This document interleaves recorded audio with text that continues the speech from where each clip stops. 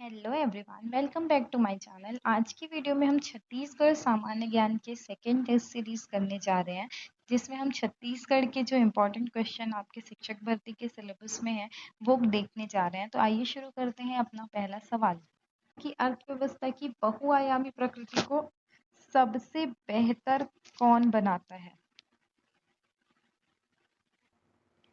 सबसे बेहतर कौन दर्शाता है? ऑप्शंस है केवल कृषि, केवल खनन, कृषि खनन उद्योग और वनोपज या केवल सेवा क्षेत्र। तो आपको याद रखना है कि छत्तीसगढ़ की अर्थव्यवस्था में कृषि खनन उद्योग वनोपज सब आते हैं। तो ऑप्शन नंबर सी इसका करेक्ट आंसर हो जाएगा। हम क्वेश्चन देखते हैं, छत्तीसगढ़ में राजीव गांधी किसान न्याय योजना का प्रमुख उद्देश्य किससे संबंधित था? किसानों को कृषि उत्पादन और आय के लिए प्रोत्साहन देना, केवल शहरी बेरोजगारों को प्रशिक्षण देना, केवल विद्यार्थियों को छात्रवृत्ति देना, केवल सरकारी कर्मचारियों को आवास देना। तो नाम से देख सकते हैं राजीव गांधी किसान न्याय योजना। तो ये जो है किसानों को कृषि उत्पादन और आय के लिए प्रोत्साहित करना था, जिसमें इनपुट सहायता कृषि उत्पादन ये सारी चीजें दी जाती थी। तो ऑप्शन नंबर ए इसका करेक्ट आंसर हो जाएगा। नेक्स्ट है, गोदान न्याय योजना का संबंध किससे था? गौवंश के गोबर की खरीद और उसके उपयोग को बढ़ावा देना, केवल सिंचाई परियोजनाओं का निर्माण, केवल वन संरक्षण या केवल छात्रावास। तो गोधन न्याय योजना जो था, इसमें गोबर की खरीद और उससे संबंधित गतिविधियों को बढ़ावा देने का प्रयास किया गया था।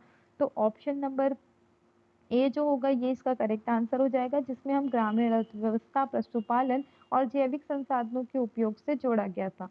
नेक्स्ट है, निम्नलिखित में से कौन सी योजना या पहल ग्रामीण महिलाओं के आर्थिक सशक्तिकरण से विशेष रूप से संबंधित है? ऑप्शन है बिहान, गोधन न्याय योजना, मुख्यमंत्री सुपोषण अभियान या नरवा गरवा घुरवा बाड़ी।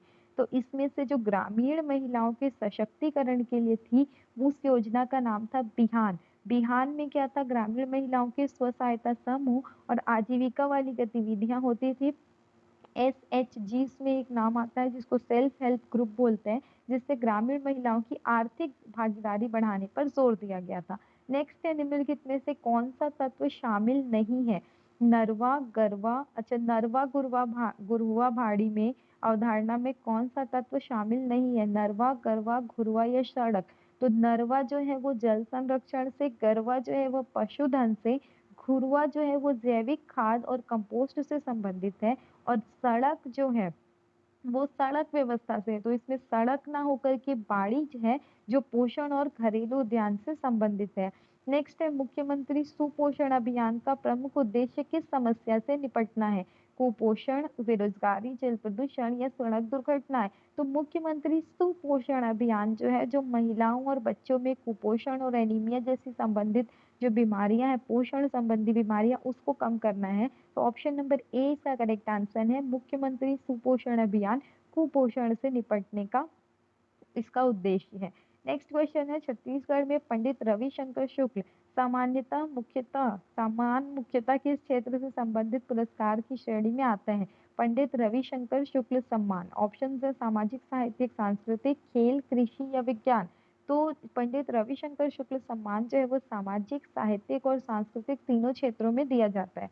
नेक्स्ट क्वेश्चन देखते हैं, छत्तीसगढ़ में लोक कला और लोक संस्कृति से संबंधित पुरस्कारों का उद्देश्य क्या था?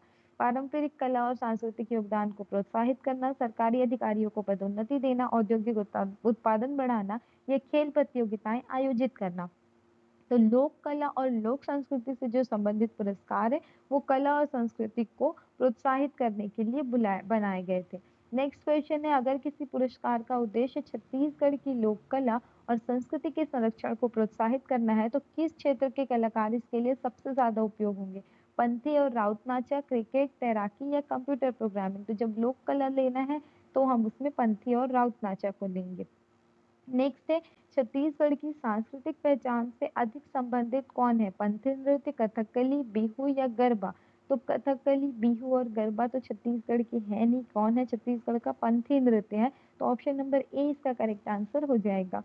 नेक्स्ट है, छत्तीसगढ़ में पुरस्कार और सम्मान से संबंधित प्रश्नों को हल करते समय निम्न में से कौन सा तरीका सबसे अधिक उपयोगी है? केवल पुरस्कार का नाम याद करना, पुरस्कार क्षेत्र संबंधित व्यक्ति या संस्था को याद करना, वर्ष याद करना या पुरस्कार की राशि याद करना। तो इसमें ऑप्शन नंबर 20 का करेक्ट आंसर हो जाएगा। नेक्स्ट क्वेश्चन देखते हैं, छत्तीसगढ़ की जनजातीय संस्कृति के संदर्भ में मड़ई के संबंध में कौन सा विकल्प सबसे उपयुक्त है? ये शहरी क्षेत्रों में आयोजित होने वाला आधुनिक व्यापारिक उत्सव है, ये जनजातीय क्षेत्रों का धार्मिक सांस्कृतिक मेला है जिसमें देवी देवताओं की पूजा होती है, ये कृषि उपकरणों की प्रदर्शनी से संबंधित पर्व है, या छत्तीसगढ़ में मनाए जाने वाला बौद्ध धार्मिक पर्व है। तो मड़ई जो रहता है वो छत्तीसगढ़ के जनजातीय क्षेत्र में धार्मिक सांस्कृतिक मेला लगता है जिसमें देवी देवताओं की पूजा के साथ सामुदायिक सहभागिता होती है। तो ऑप्शन नंबर बी इसका करेक्ट आंसर है। इसको आप सिर्फ धार्मिक मत मानिएगा, इसमें धार्मिक, सामाजिक और सांस्कृतिक तीनों चीज होती है, जिसमें राउत नाचा होता है, स्थानीय देवी देवताओं की पूजा होती है, मेले होते हैं, ठीक है। और मड़ई एक डंडे के जैसा रहता है जिसके चारों तरफ नृत्य किया जाता है, और मड़ई मेला बहुत प्रसिद्ध मेला है। नेक्स्ट है, कौन सा जनजाति या लोक नृत्य सांस्कृतिक परंपरा और समुदाय के संदर्भ में अधिक उपयुक्त है? गौर नृत्य, मुरिया या माड़िया जनजातीय परंपरा, पंथी नृत्य, गोंड जनजाति का युद्ध नृत्य, राउत नाचा बैगा संप्रदाय का विवाह नृत्य, या कर्मा केवल शहरी मंचीय नृत्य परंपरा। तो सही जनजातीय लोक नृत्य सांस्कृतिक परंपरा को जोड़ना है। तो इसमें जो गौर नृत्य होता है वो बस्तर क्षेत्र के जनजातीय सांस्कृतिक परंपरा से जुड़ा है, जो कि मुरिया या माड़िया समुदाय से जोड़ा जाता है। इसके नर्तक जो रहते हैं वेशभूषा पहनते हैं और सर पर लगाए जाने वाले गौर सींग ये लगाते हैं, ठीक है। तो ऑप्शन नंबर ए इसका सही हो जाएगा। पंथी जो है वो सतनामी समुदाय का है, गोंड जनजाति का नहीं है, तो ऑप्शन नंबर बी गलत हो जाएगा। राउत नाचा जो है वो यादव समुदाय का है, ना कि बैगा का, तो ऑप्शन नंबर सी भी गलत हो जाएगा। और कर्मा जो है वो मध्य भारत की अलग जनजाति और ग्रामीण समुदाय में नृत्य परंपरा है, तो कर्मा शहरी मंची नृत्य परंपरा भी नहीं है, तो ऑप्शन नंबर ए आपका सही हो जाएगा। नेक्स्ट है, छत्तीसगढ़ की जनजाति और लोक सांस्कृतिक परंपराओं में कर्मा गीत के संदर्भ में उपयुक्त कथन बताना है। ये वीर गाथात्मक दरबारी संगीत है, ये कर्मा पर्व और उससे जुड़ी सामुदायिक नृत्य संगीत है, ये विवाह के अवसर पर गाया जाता है, या शास्त्रीय गीत है, या छत्तीसगढ़ के मंदिर स्थापत्य से संबंधित शिलालेख है। तो कर्मा गीत जो है ये कर्मा पर्व पर सामुदायिक नृत्य संगीत परंपरा से संबंधित है। कर्मा आपको याद रखना है कि मध्य भारत की जनजातीय और ग्रामीण संस्कृति परंपरा का हिस्सा है। नेक्स्ट है, बस्तर की जनजातीय वेशभूषा और आभूषणों के संदर्भ में कौन सा विकल्प सबसे अधिक उपयुक्त है? जनजातीय वेशभूषा में स्थानीय प्राकृतिक सामग्री, धातु के आभूषण और पारंपरिक सज्जा का प्रयोग होता है। बस्तर की पारंपरिक वेशभूषा पूरी तरह पश्चिमी औपचारिक परिधान है, तो ये तो बिल्कुल गलत है, वेस्टर्न थोड़ी पहनते हैं वो लोग। जनजातीय आभूषणों का उपयोग केवल युद्ध के समय किया जाता था, ये भी गलत है। सभी जनजातियों की वेशभूषा समान है, ये भी गलत है, तो ए नंबर इसका करेक्ट आंसर हो जाएगा। आपको याद रखना है, धातु, मन के बीज, प्राकृतिक सामग्री से बने आभूषणों का पारस्परिक उपयोग मिलता है यहाँ पर। नेक्स्ट है, घोटुल के संबंध में आपको बताना है कि ये कौन सा सबसे सही विवरण है। ये बस्तर की मुरिया जनजाति सामाजिक सांस्कृतिक संस्था से संबंधित परंपरा है, ये प्राचीन छत्तीसगढ़ का बौद्ध विश्वविद्यालय है, ये कलचुरी राजाओं का प्रशासनिक भवन था, या कृषि उपज के भंडारण के लिए बनाए जाने वाला पारंपरिक भवन था। तो घोटुल जो है ये मुरिया जनजाति की सामाजिक सांस्कृतिक संस्था थी, जो युवाओं के सामाजिक जीवन, सामुदायिक अनुशासन, लोक ज्ञान और लोक सांस्कृतिक परंपरा से जुड़ा हुआ है। तो आपको याद रखना है, ऑप्शन नंबर ए इसका करेक्ट आंसर हो जाएगा। मुरिया जनजाति सामाजिक सांस्कृतिक संस्था से संबंधित परंपरा है। घोटुल जो है वो मुरिया जनजाति से संबंधित है, गौर नृत्य जो है वो बस्तर की जनजातीय परंपरा है, और पंथी जो है वो सतनामी परंपरा का है, और राउत नाचा जो है वो यादव संप्रदाय या राउत संप्रदाय का था। तो हमारा फर्स्ट क्वेश्चन है, छत्तीसगढ़ के इतिहास के संदर्भ में निम्नलिखित कथनों पर विचार कीजिए। फर्स्ट ऑप्शन है, सिरपुर प्राचीन दक्षिण कौशल क्षेत्र का एक महत्वपूर्ण राजनीतिक और सांस्कृतिक केंद्र था। सिरपुर में लक्ष्मण मंदिर ईंट निर्मित मंदिर स्थापत्य का प्रसिद्ध उदाहरण है। राजिम को प्राचीन काल में दक्षिण कौशल की राजधानी के रूप में जाना जाता था। तो इनमें से कौन से कथन सही है? एक और दो, दो और तीन, एक और तीन, या एक दो तीन? तो इसमें याद रखिए कि सिरपुर जो है वो दक्षिण कौशल क्षेत्र का महत्वपूर्ण राजनीतिक और सांस्कृतिक केंद्र था। ये तो सही है।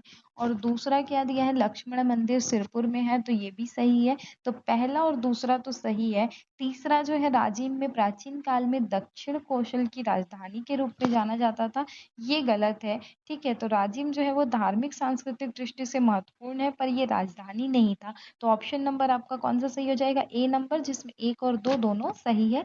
सिरपुर जो है महासमुंद जिले के एक पुरातात्विक स्थल है, जहाँ पर आपको लक्ष्मण मंदिर मिलेगा जो ईंटों से बना था। ठीक है, और ये ईंटों से निर्मित नागर शैली के मंदिर स्थापत्य का उदाहरण है। तो ऑप्शन नंबर ए और बी सही हो जाएगा। सिरपुर जो है इसका पुराना नाम था श्रीपुर, इसमें लक्ष्मण मंदिर है, ईंट का मंदिर है। सिरपुर में जो है बौद्ध, शैव, वैष्णव और जैन परंपराओं का केंद्र था। राजिम जो है ये तीन नदियों का संगम है, जिसको छत्तीसगढ़ का प्रयाग कहा जाता है। नेक्स्ट है, छत्तीसगढ़ की भौगोलिक संरचना के संदर्भ में कौन सा युग्म सही सुमेलित नहीं है।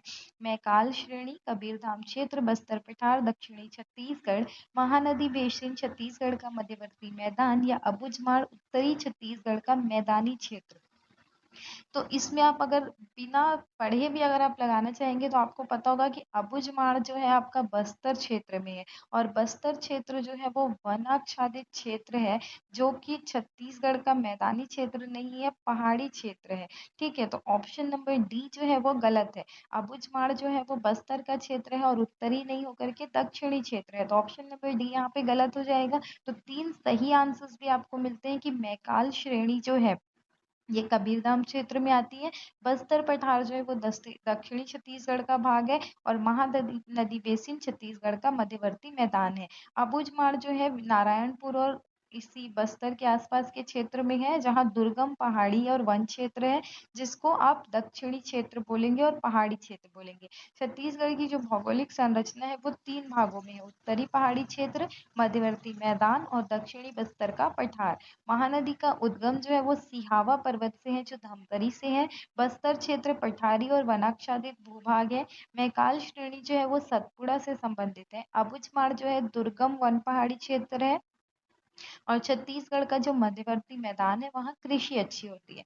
नेक्स्ट है, छत्तीसगढ़ की राजनीतिक व्यवस्था के संदर्भ में निम्नलिखित कथनों पर विचार कीजिए। छत्तीसगढ़ में विधानसभा की कुल सदस्य संख्या 90 है। छत्तीसगढ़ विधानसभा में अनुसूचित जाति और जनजाति की सीटों की संख्या अनुसूचित जाति की आरक्षित सीटों से अधिक है, मतलब एसटी की जो सीट्स हैं वो एससी से ज्यादा रिजर्व्ड है, और छत्तीसगढ़ में विधान परिषद का गठन किया जा चुका है।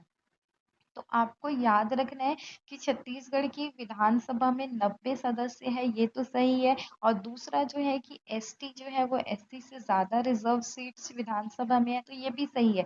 पर विधान परिषद का गठन किया जा चुका है क्या छत्तीसगढ़ में, तो नहीं। इसमें ऑप्शन नंबर थर्ड गलत है, तो सिर्फ पहला और दूसरा सही है, मतलब ए ऑप्शन नंबर बी सही हो जाएगा। विधान परिषद का गठन अभी तक छत्तीसगढ़ में नहीं हुआ है। नेक्स्ट हम देखते हैं परीक्षा उपयोगी तथ्य। तो विधानमंडल जो है आपकी एक सदन है, विधानसभा में 90 सीट है, विधानसभा का कार्यकाल 5 साल का होता है, और राज्य में विधान परिषद नहीं है, इसीलिए छत्तीसगढ़ राज्य में विधानसभा ही राज्य का विधानमंडल का सदन है, और राज्यपाल जो है वो राज्य का संवैधानिक प्रमुख होता है। नेक्स्ट है, छत्तीसगढ़ की अर्थव्यवस्था और कृषि के संबंध में निम्नलिखित कथनों पर विचार कीजिए। धान छत्तीसगढ़ की कृषि अर्थव्यवस्था में महत्वपूर्ण स्थान रखता है। राज्य की अर्थव्यवस्था में खनिज संसाधनों का महत्वपूर्ण योगदान है। राज्य में लौह अयस्क, कोयला और बॉक्साइट जैसे खनिज पाए जाते हैं। यह छत्तीसगढ़ की अर्थव्यवस्था पूर्णतः कृषि पर निर्भर है, और खनन का कोई महत्वपूर्ण योगदान नहीं है। तो इसमें से फोर्थ नंबर तो गलत हो जाएगा कि पूर्णतः कृषि पर निर्भर नहीं, यहाँ पे खनन भी अच्छा खासा होता है। तो फोर्थ जिसमें जिसमें है उसको काट दीजिए, तो ऑप्शन नंबर सी और डी कट जाएगा। तो ए और बी में से आंसर होगा तो पहला दूसरा सही है, या पहला दूसरा तीसरा सही है। तो दूसरा तो आपका सही है, तीसरा भी। आप देखिए लौह अयस्क और कोयला और बॉक्साइट ये खनिज पाए जाते हैं छत्तीसगढ़ में, तो पहला दूसरा और तीसरा सही है, मतलब ऑप्शन नंबर बी इसका करेक्ट हो जाएगा। छत्तीसगढ़ को धान का कटोरा कहते हैं, और धान जो है राज्य की प्रमुख फसलों में से एक है। खनिज संसाधनों की दृष्टि से ये समृद्ध है, कोयला, लौह अयस्क और बॉक्साइट और चूना पत्थर ये पाए जाते हैं। ठीक है, बैलाडीला जो क्षेत्र है वो लौह अयस्क के लिए प्रसिद्ध है। कोरबा जो है वो कोयला और ऊर्जा उत्पादन के लिए प्रसिद्ध है। नेक्स्ट हम क्वेश्चन देखते हैं। प्राचीन छत्तीसगढ़ का एक बड़ा भाग दक्षिण कोशल क्षेत्र से संबंधित था। सिरपुर प्राचीन काल में एक महत्वपूर्ण प्राक सांस्कृतिक और धार्मिक केंद्र था। सिरपुर से बौद्ध, जैन और ब्राह्मण कालीन परंपराओं से संबंधित पुरातात्विक अवशेष प्राप्त हुए। यह सिरपुर केवल बौद्ध धर्म का केंद्र था, जहाँ अन्य धार्मिक परंपराओं के प्रमाण नहीं मिले हैं। इनमें से हमको सही कथन कौन-कौन से हैं बताना है। तो इसमें आप देखिए चौथा नंबर तो गलत है।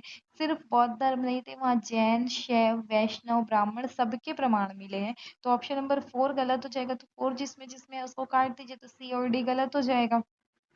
अब या तो पहला दूसरा सही होगा या पहला दूसरा तीसरा सही होगा। तो तीसरा देखते हैं कि शिवपुर में बौद्ध, जैन, ब्राह्मण सबसे संबंधित पुरातात्विक अवशेष मिले। तो तीसरा सही है, मतलब आपका ऑप्शन नंबर बी सही हो जाएगा। सिरपुर का प्राचीन नाम जो है वो श्रीपुर है। नेक्स्ट है छत्तीसगढ़ के इतिहास में निम्नलिखित में से किसका संबंध कलचुरी शासन की राजधानी के रूप में जोड़ा जाता है? रतनपुर, सिरपुर, राजिम या बारसूर?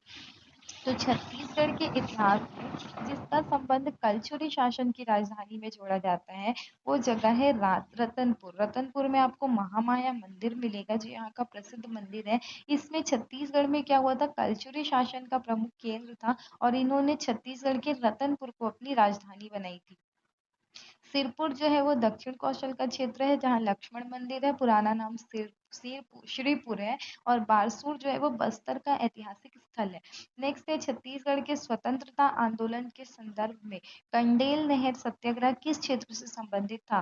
धमतरी, रायगढ़, सरगुजा या बस्तर? तो कंडेल नहर सत्याग्रह जो था छत्तीसगढ़ के स्वतंत्रता आंदोलन में महत्वपूर्ण अध्याय रखता है, जिसमें कंडेल गांव के किसानों ने अधिकारों और औपनिवेशिक शासन के विरुद्ध वहां पर नीतियों से जोड़कर देखा जाता और उन्होंने वहां पर सत्याग्रह किया था।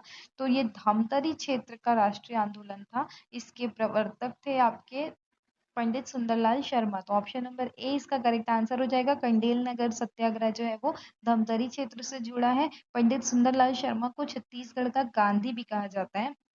नेक्स्ट है बस्तर के इतिहास के संदर्भ में भूमकाल विद्रोह 1910 में हुआ था, जो छत्तीस में से कौन सा कथन सही है? इसका नेतृत्व गुंडाधुर से संबंधित माना जाता है। यह औद्योगिक मजदूरों का आंदोलन था। इसका केंद्र रतनपुर था। यह स्वतंत्रता के बाद हुआ जनजातीय आंदोलन था। तो देखिए डी नंबर तो गलत हो जाएगा, क्योंकि 1910 में हुआ था, तो स्वतंत्रता के बाद कैसा होगा? भूमकाल विद्रोह जो है ये गुंडाधुर से जोड़ा जाता है, जो बस्तर के क्षेत्र में हुआ था। तो 1910 का जो विद्रोह है बस्तर के इतिहास का जनजातीय विद्रोह था। तो ऑप्शन नंबर ए इसका करेक्ट आंसर हो जाएगा। इसका नेतृत्व गुंडाधुर से संबंधित माना जाता है। ठीक है, इन्होंने ब्रिटिश शासन और उनकी नीतियों के विरुद्ध जनजातीय जो असंतोष था उसके विरुद्ध उसका नेतृत्व किया था। गुंडाधुर इसके प्रमुख नेतृत्वकर्ता माने जाते हैं। बस्तर क्षेत्र में 1910 में हुआ था। नेक्स्ट क्वेश्चन है, किस ऐतिहासिक स्थल का संबंध छत्तीसगढ़ के प्राचीन बौद्ध अध्ययन और सांस्कृतिक केंद्र के रूप में विशेष रूप से उल्लेखनीय है? सिरपुर, रतनपुर, मल्हार या डोंगरगढ़? तो जो बौद्ध अध्ययन और सांस्कृतिक केंद्र है, हमने पहले क्वेश्चंस में भी देखा है कि ये सिरपुर है। तो ऑप्शन नंबर ए इसका करेक्ट आंसर हो जाएगा, जहाँ बौद्ध विहार और पुरातात्विक अवशेष मिले हैं। यहाँ सिर्फ बौद्ध नहीं, बौद्ध, जैन, शैव, वैष्णव, ब्राह्मण सभी कालों के अवशेष प्राप्त हुए हैं। नेक्स्ट है आपका छत्तीसगढ़ के भूगोल से संबंधित भौगोलिक विभाजन में आपको बताना है कि कौन सा युग्म गलत है। उत्तर पहाड़ी क्षेत्र, सरगुजा क्षेत्र, तो उत्तरी भाग तो सरगुजा है, ये सही है। छत्तीसगढ़ का मैदान मध्य भाग, ये भी सही है। बस्तर पठार दक्षिणी छत्तीसगढ़, ये भी सही है। अबुझमाड़ मध्य छत्तीसगढ़ का मैदानी क्षेत्र, तो अभी हमने देखा कि अबुझमाड़ जो है वो पहाड़ी क्षेत्र है, मैदानी तो नहीं है। ऑप्शन नंबर डी यहाँ पे गलत हो जाएगा। नेक्स्ट है, कौन सी नदी महानदी की सहायक नदी नहीं है? शिवनाथ, नर्मदा, ताप्ती या साबरमती? तो यहाँ पर देखते हैं कि महानदी महानदी जो है वो सिहावा पर्वत से निकलती है।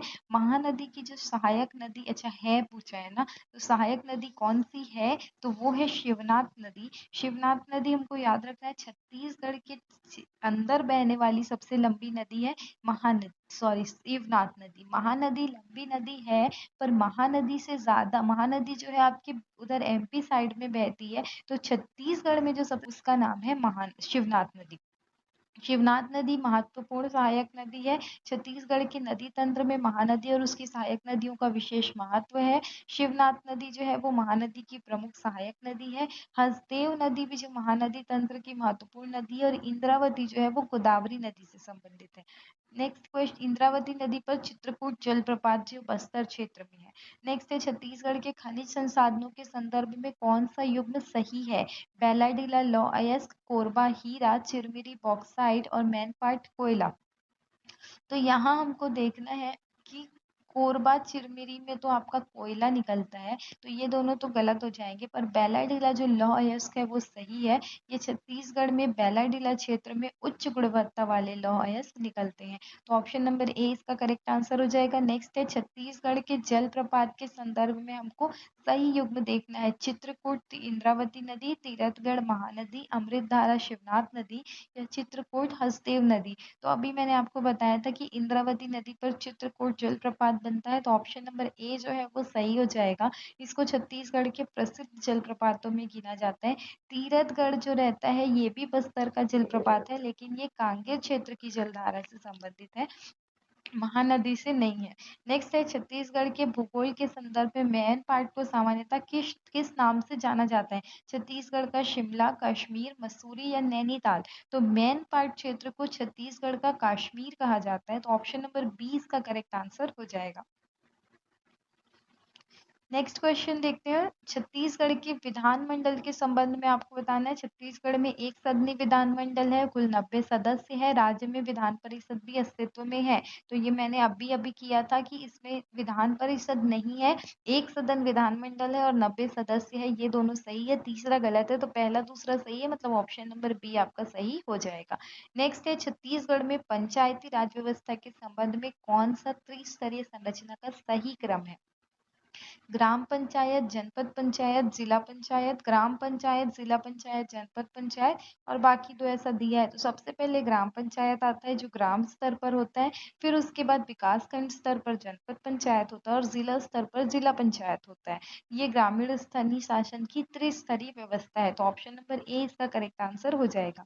नेक्स्ट है, निम्नलिखित में से कौन सा पद राज्य कार्यपालिका का संवैधानिक प्रमुख है? मुख्यमंत्री, मुख्य सचिव, राज्यपाल या विधानसभा अध्यक्ष। तो भारतीय संविधान के अनुसार जो राज्य का संवैधानिक प्रमुख होता है वो राज्यपाल होता है, और कार्यपालिका का जो नेतृत्व होता है वो मुख्यमंत्री और मंत्रिपरिषद करते हैं। तो ऑप्शन नंबर सी हो जाएगा, राज्य कार्यपालिका का संवैधानिक प्रमुख राज्यपाल। नेक्स्ट है, छत्तीसगढ़ राज्य का गठन भारतीय संघ के एक नए राज्य के रूप में किस तिथि को हुआ? 1 नवंबर 1998, 2000, 15 नवंबर 2000 या 26 नवंबर 2001। तो छत्तीसगढ़ का जो गठन हुआ था वो मध्य प्रदेश से अलग होकर के 1 नवंबर सन 2000 को हुआ था, जिस दिन हम छत्तीसगढ़ का स्थापना दिवस मनाते हैं। नेक्स्ट है, छत्तीसगढ़ उच्च न्यायालय के संबंध में सही विकल्प चुनिए। ये बिलासपुर में है, रायपुर में है, दुर्ग में है या जगदलपुर में है। तो छत्तीसगढ़ की न्यायधानी कहलाती है बिलासपुर, क्योंकि वहां पर छत्तीसगढ़ का उच्च न्यायालय है। तो ऑप्शन नंबर ए इसका करेक्ट आंसर हो जाएगा कि ये राज्य के बिलासपुर जिले में स्थित है। नेक्स्ट क्वेश्चन देखते हैं, छत्तीसगढ़ में वन उपज आधारित अर्थव्यवस्था के संदर्भ में कौन सा कथन सर्वाधिक उपयुक्त है? वनोपज का महत्व केवल औद्योगिक उत्पादन तक सीमित है। वनोपज विशेषकर ग्रामीण और जनजातीय परिवारों की आय का महत्वपूर्ण स्रोत है। वनोपज का कृषि से कोई संबंध नहीं है, या राज्य में प्रमुख वनोपज का उत्पादन नहीं होता। तो यहाँ पर देखिए, आप देख कर बता सकते हैं कि प्रमुख वनोपज का उत्पादन नहीं होता, ये तो गलत है। वनोपज का कृषि से कोई संबंध नहीं है, ये भी गलत है, और केवल औद्योगिक उत्पादन तक सीमित है, ये भी गलत है। तो ऑप्शन नंबर बी करेक्ट हो जाएगा कि ये ग्रामीण और जनजातीय परिवारों की आय का महत्वपूर्ण स्रोत है।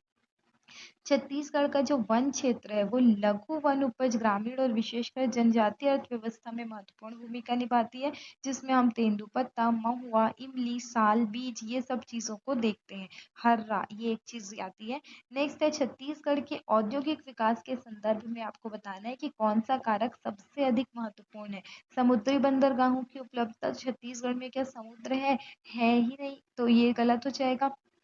खनिज संसाधनों की प्रचुरता, ये है हमारे यहाँ। मरुस्थलीय क्षेत्र या अत्यधिक हिमपात, तो ये दोनों भी नहीं होता, तो ऑप्शन नंबर बी इसका करेक्ट आंसर हो जाएगा। छत्तीसगढ़ में जो आपको मिलेंगे लौह अयस्क, कोयला, चूना पत्थर, बॉक्साइट, ऐसे खनिज मिलेंगे, तो ये खनिज उद्योगों के विकास को बढ़ाते हैं। नेक्स्ट है छत्तीसगढ़। ये थे हमारे आज के क्वेश्चंस। आई होप ये क्वेश्चन आपके लिए इम्पोर्टेंट होंगे। ऐसे ही और क्वेश्चन के लिए आप हमारे चैनल से जुड़े रहिए। छत्तीसगढ़ शिक्षक भर्ती की तैयारी कर रहे हैं तो आपको अलग अलग टॉपिक से रिलेटेड नंबर ऑफ क्वेश्चंस मिलेंगे, तो आप जा करके हमारे चैनल की प्लेलिस्ट पर चेक कर सकते हैं। ऐसे ही और वीडियो के लिए हमारे चैनल को सब्सक्राइब कीजिए और वीडियो को शेयर कीजिए। तो मिलते हैं नेक्स्ट वीडियो में। Thank you, have a nice day.